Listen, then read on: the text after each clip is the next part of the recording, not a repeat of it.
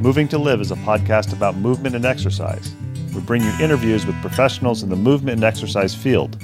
The goal is to provide information for other professionals and also amateur movement aficionados, people who understand that movement is part of what makes life complete. Some of the people we interview you will have heard of. They're well known in and outside of the movement and exercise profession. Others you may not have heard of, but they have a great deal of knowledge to share. Many people doing the best work spend their time working with people, not working on their social media presence. We're going to give you a chance to learn from some of these talented and knowledgeable individuals, and we're going to learn along with you. Moving to Live podcasts are going to be short. Each interview will be long enough to impart usable information, but short enough to be able to be consumed in a single bout, during your workout, commute, or even during dinner prep. We all like long-form interviews, but time is valuable. Moving to Live wants to give you the option to learn and be entertained without needing to commit 60 minutes at a time for an interview. Give Moving to Live a listen. Check out our sister podcast, FitLab PGH, which highlights people, businesses, events, and activities in the Pittsburgh, Pennsylvania area that make movement a priority. Moving to Live would love to hear from you. Want to connect with us or have an idea for somebody you think we ought to interview? Drop us an email, mov2liv@gmail.com, or connect with us on Instagram and Twitter, both _MOV2LIV. We're excited to bring you these interviews, and we think you'll enjoy each and every one that we bring you.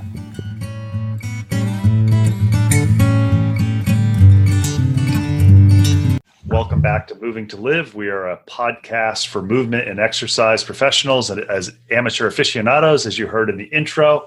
With the ethos, movement is part of what makes your life complete. We try to break down the knowledge silos, picking experts that you may or may not have heard of across literally, I can say today, the world, because we're going to have today's guest all the way from Singapore, so that people who all are involved in wanting to make people move better, expand the message of movement as part of what makes your life complete, can share ideas, and you can find a good source of information from a variety of sources.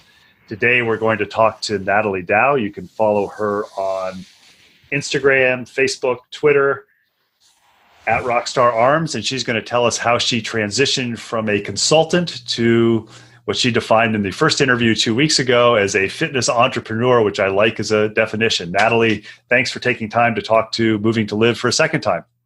It's great to be back. Thank you.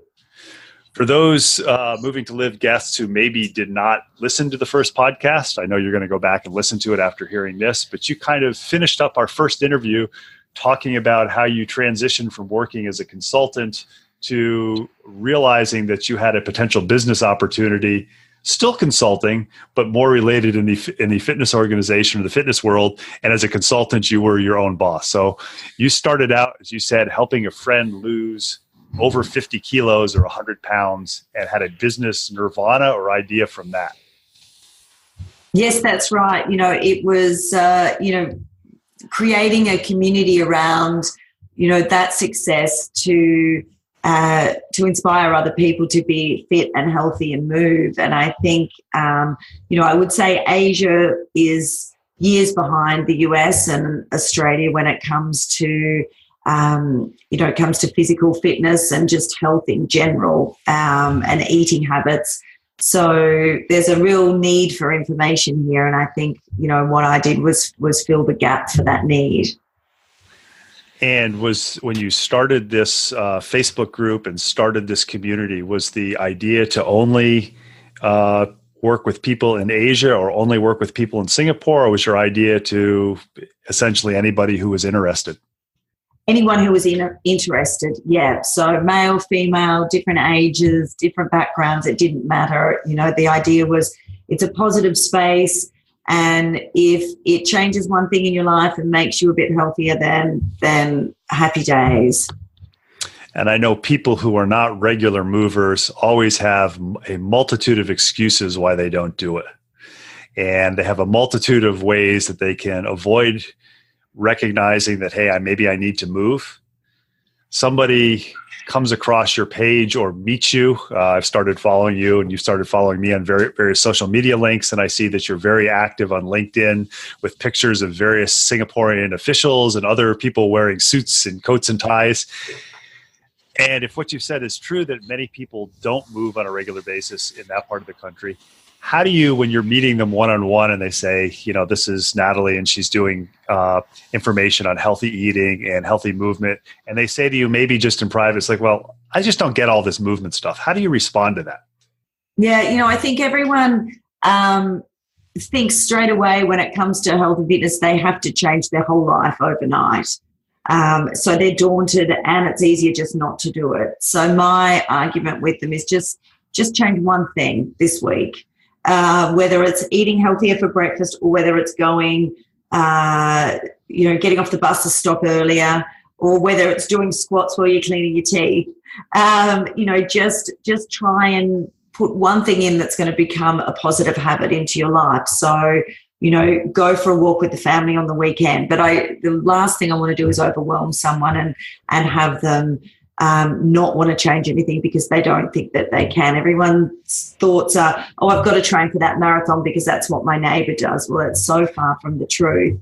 It's scary. I think even in the corporate world, there's companies which are great and they have the best intention of, their corporate health policy is let's put on, boot camps or training sessions for people, yet it's the same 20 people that turn up that are already fit. Most people just need to know, what can they do that's the 10 minutes a day, which is the walking upstairs or getting off the bus. And it's just those small changes that I try and focus on a lot of times. You're talking to one of these people and they say, well, okay, I'll make one change. What's the one change that you would recommend people make, or should it be different for each person? Yeah, I think, people want to deny that food isn't really playing a role in it, where I really do think it's 80%. No, everyone wants the magic pill still. So, I'm just like, cut out some sugar out of your diet. Don't drink that can of Coke at lunchtime if you can. And walk. I think walking is the most underestimated exercise in the world still. So, everyone can do that. It's a great stress relief. You're outside connecting back with nature, which I think, we've all lost as well. And it is an important part to try and connect back with the environment.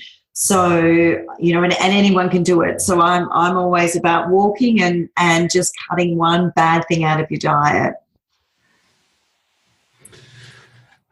I'm curious for you, the one bad thing you cut out of your diet when you started getting more serious, what was it?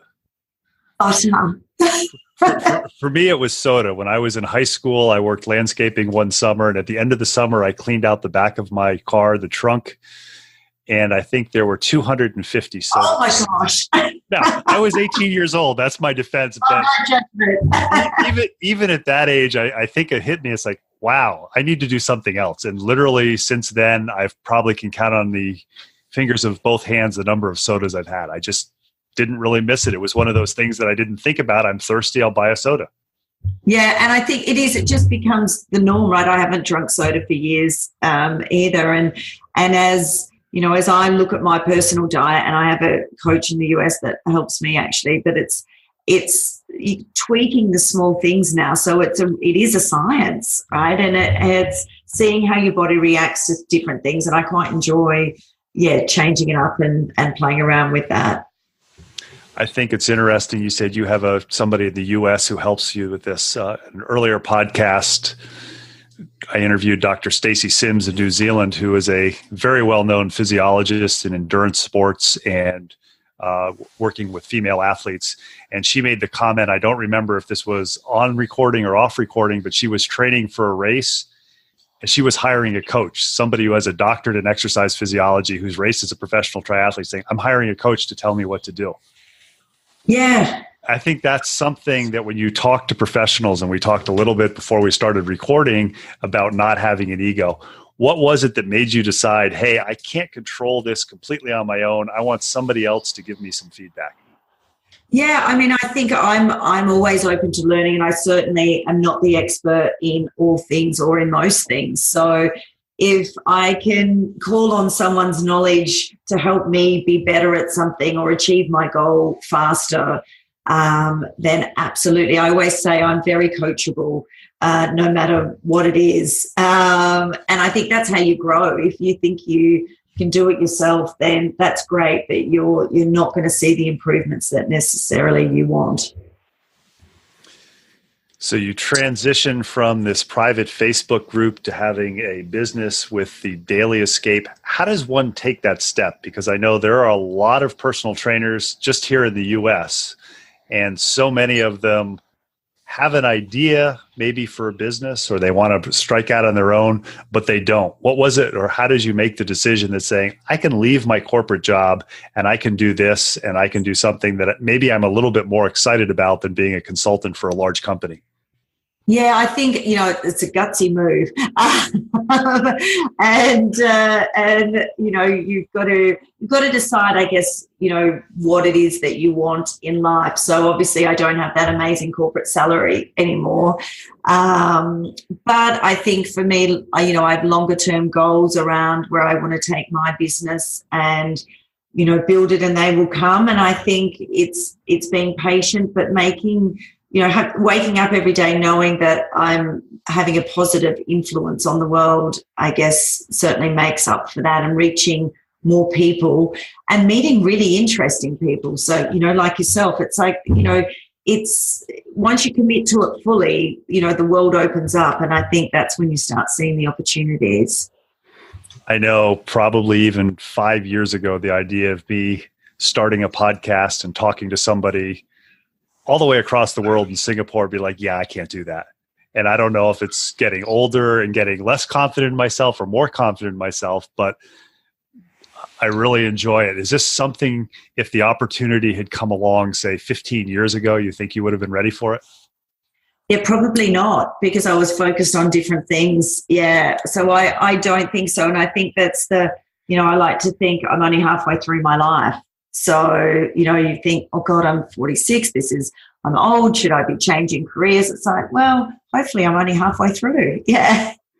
I tell often when people comment to me or mention they're thinking of switching careers and are worried that they're too old. My dad went to law school at 74 and he is 82 or 83 and working as an attorney. That is, oh my God, that's an amazing story in itself. Wow. So whenever I think I'm too old to do something, I think, well, I've got another 30 plus years to worry, or 20 plus years to worry about. Yeah, start thinking about what law school you're going to. I don't think I'll be going to law school, but it does mean that I actually told somebody a couple of days ago I plan to live to be 104. And they said, well, what are you going to do? And it's like, what am I not going to do? I'm worried about running out of time. Yes, exactly. That's exactly right. So you transition, you leave the consulting job, and how do you decide what to focus on? I think what's interesting is what you've said, that you have an inclusive community for everybody that's non-threatening, that's open. And I know a lot of people talk about when they go and they open a business is, what can I focus on? What's going to be my little niche? And your niche, for lack of a better term, seems to be overall movement. And that's what I've seen on social media, being careful what you eat, but essentially moving and doing what you enjoy doing to move. Yeah. And I think it was definitely education, because there's so much information out there. So just distilling that for people and trying to dumb it down, for want of a better term, and just giving them some tools to start moving, to start living a better life. To educate them on sleep, to educate on eating. So I think there was a real lack of that. So that was the focus. I like in my sporting career, I always say I'm a generalist. And so I think this was, just general information. Is it controversial? No. But will it help someone? Yes. And I think that's something that I immediately came across, or the messages you delivered when I started looking at the various posts, when I started following you on social media. It is very non-controversial, which is not a bad thing.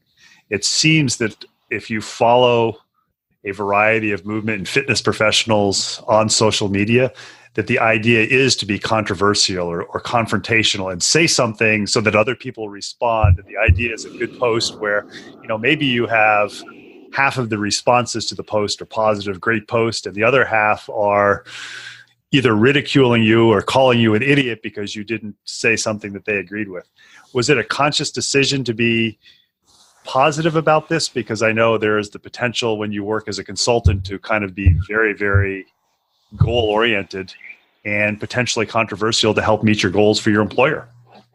Yeah, it was a decision to not be controversial. I think, like you said, there's enough of that going on. So the idea was to take all those opinions and present them in a united way and let the person decide what was best for themselves. So, there's so many things saying, do this, do that. So we sort of lump them together and say, here's your options, and here's why we think this one's good and this one's good and this one's good. But it's I don't think we're not, number one, we're not experts in everything. So I don't think that we can present a really deep view on a lot of things anyway. So and we don't pretend to be. So this is more bite-sized information around what's going on.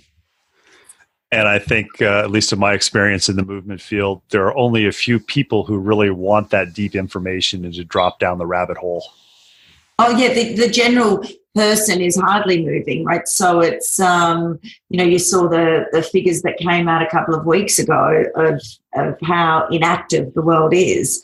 So they're not ready for that information, and nor do they want it. So they just want something that's basic that they can do today. You mentioned a couple of times that Singapore was a really good spot to start this sort of thing.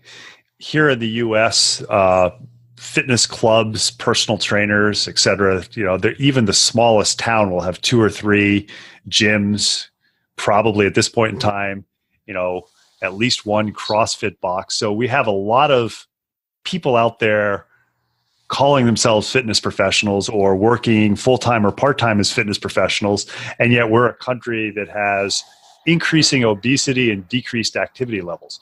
What is Singapore like as far as movement-related activities, the general population, and also diet? Yeah.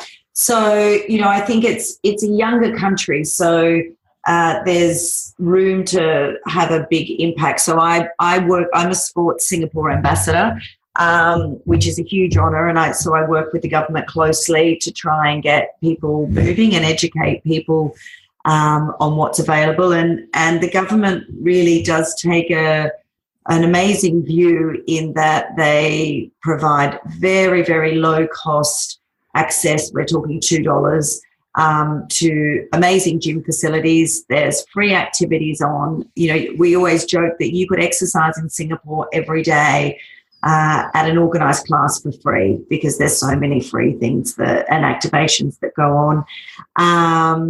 So from that point of view, definitely behind the US and Australia, but I think it's going to grow in a very different way than those markets. Here it's about community, and people like working out together. We will have, it's a country of 6 million people, but there's a running race on every week that will have at least 5,000 people participate. I mean, there was one on the other day that had 18,000 people. So people like to be part of a bigger group and participate together. I run a Reebok boot camp every Wednesday night, and we have 70 people turn up, and we don't advertise that every single week. So it's being part of the community. Then everyone goes and eats, because food is very much part of the culture here. So I think the food is an interesting one. Everything is imported. It's very cheap to eat locally here, but that's not necessarily healthy. So access to eating organic is a lot harder and a lot more expensive for the general population. But there's definitely education campaigns going on by the government. If you're going to the local food centre, then these are the dishes to choose, because they're lower in calories and lower in fats. So I think the government's really pushing forward everyone in the country. If you're a permanent resident or a citizen, you get $120 a year paid for by the government to go and spend against a physical activity or joining a gym. My daughter does basketball, so we put that towards her fees with the government. So it is really quite amazing what's going on here, and really seeing the shift and how they're supporting it. And I think I read one of your posts within the last couple of weeks that about the number of running events and how this has changed over a period of a few years. Oh, yeah. When I got here, I've been here 15 years, but I would be the only person running on the streets. I ran at 5 o'clock this morning, so it was dark, and Singapore's safe, so it's great. You can run any time of day. But, pitch black at 5, and I would have passed 20 to 30 people running at that time. I mean, that would never happen, even 5 years ago. So, it's really changing, and it's not necessarily the young people that are out exercising, they are, but it's also, the over 40s that are out there, and the over 50s that are out moving. So it's really becoming more ingrained in the culture, I think, now. What is it, do you think, that's made that change? I know in the U.S., we don't like to have people tell us what to do. And I know the training or the teaching that you commonly get when learning about fitness and how to attract people is you can teach people, you can tell them what to do, but the actual change where they make it a regular part of their lifestyle has to come from them. And some of them, it may be because they just grow up active and they can't imagine not being active.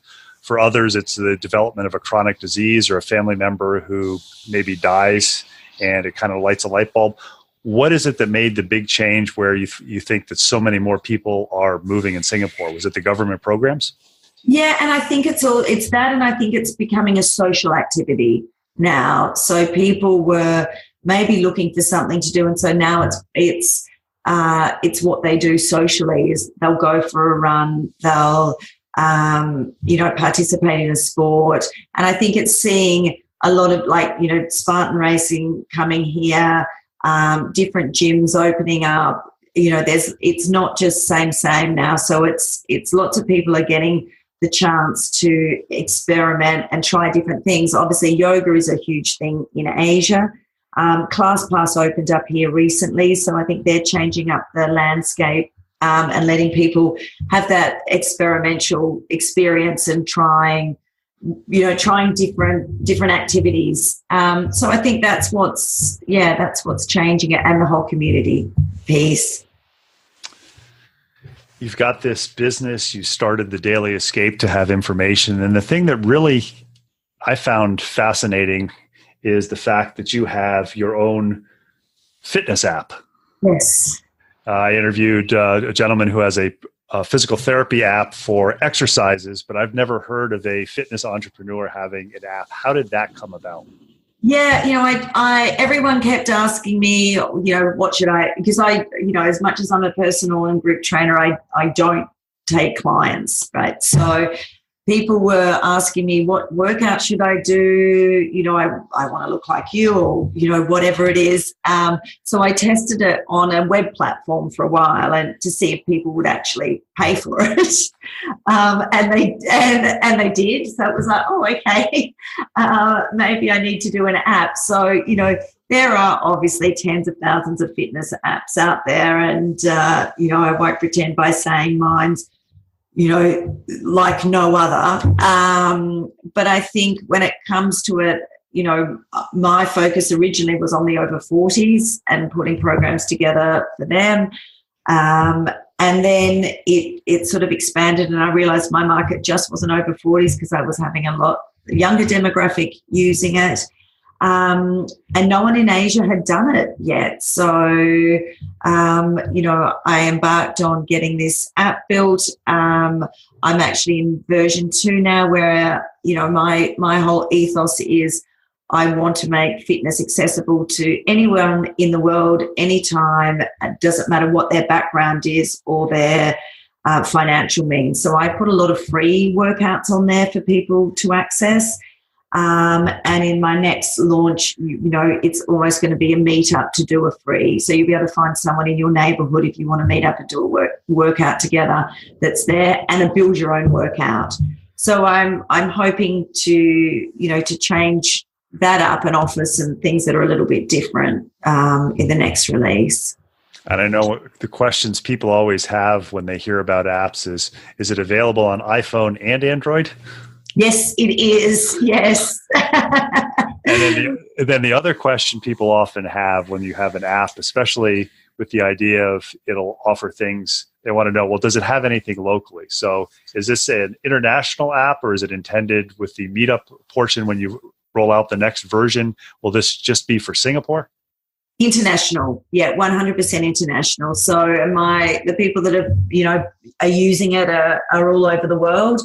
So no, most definitely the whole idea is anyone in the world. And, my third thing will be developing multiple languages, because I want to be able to reach, the likes of, China and Indonesia, where the, incomes are a lot less. But I want to be able to offer them something to be able to move for free as well. So that's really what my passion is about. And was the idea for the app because so many people have smartphones versus developing a program for the computer? Yes, yeah. And I think just having the opportunity of being in the gym and using, or being outside rather than having to, use a web platform. So the app is most definitely just, it's just easier to use. And now I know it doesn't break. Now that, I sort of was hesitant to go out and market it as aggressively. But now it's all, fully functioning and working. I'll most definitely market it more now. I've often said to people that if I'm going to do something, I want to either do it better than them or do it differently. And I was struck by, when you were talking about this app, one of the things you said was there wasn't one in Asia. So you are obviously doing something differently. So you're kind of unintentionally proving my little theory that I have: do it better and or do it differently. Yes, yeah. And so I think, you strike while the iron's hot, and just try and get as many people using it as possible. We are talking with Natalie Dow. She is at RockStarArms on the various social media links. One of the things that Moving2Live tries to do is break down the knowledge silos. And you are in Singapore, whereas I'm in the US. Somebody comes to you who is not a fitness person, but they are in the health field. What is the one thing that you think that you've seen in your experience that they wish they knew? So if you talk to physicians or rehab professionals, what's the one fitness-related thing with people you think might be most valuable for them to remember? Yeah, I think for me, is, getting into mobility earlier than later. You're talking to someone who has terrible mobility. So, I think that is key for longevity of everything. Is, I know I personally am not a yoga fan because I just don't enjoy doing it. But, I think mobility is so super key in our lives. We sit down too long. We don't move well. But if you've got to, working on the mobility, it is life changing, I think. And I try and do everything I can. I try and roll. I just bought, one of those Tim Tam gums, which for me is my new favorite thing. But yeah, I think that would be definitely it. We're talking with Natalie Dow. She is RockStarArms on social media. We'll have extensive show notes on this. If you want a take-home message, I think the two best messages she had were: pick one or two changes. Don't try to change a whole lot of things. And the other thing that if it slipped by, it shouldn't slip by, is what you eat is very important. I think a lot of people think, well, just because I can exercise and move, I can eat whatever I want. And I think she would agree with me that is not true. Natalie, I want to thank you both for this week and 2 weeks ago for talking to Moving2Live, both about working as a fitness professional in Singapore and how you move from a consultant to somebody who is really influencing people in Asia and across the world to for lack of a better term, move, because it's part of what makes your life complete. Thank you so much for having me. A pleasure to talk to you.